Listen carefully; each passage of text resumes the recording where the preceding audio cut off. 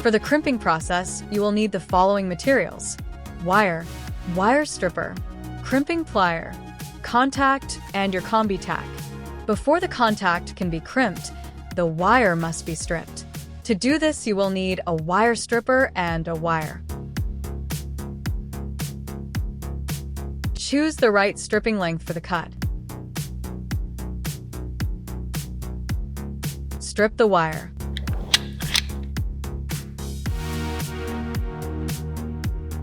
For the crimping process, you'll require a crimping plier, a locator, and the supplied key.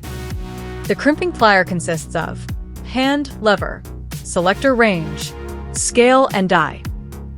Select the right locator for the preferred wire. For the previous stripped wire, you have to adjust the locator with the supplied key to fasten the insert.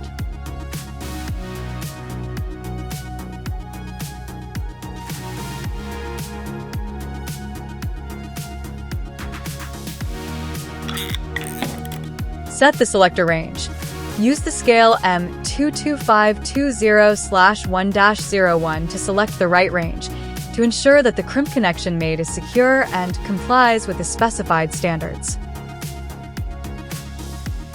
To crimp the contact, you will need the crimping plier, the stripped wire, and the contact. Insert the wire into the crimping sleeve as far as possible.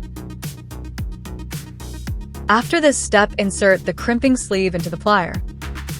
Then close it until it is fixed.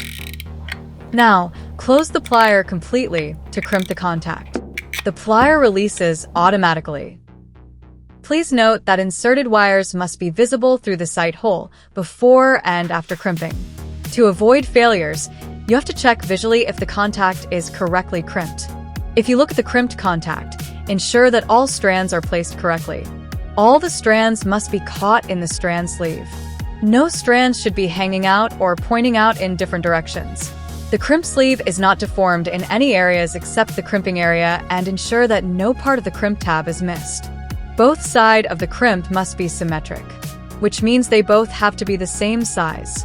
Once the crimping process has started, it cannot be interrupted.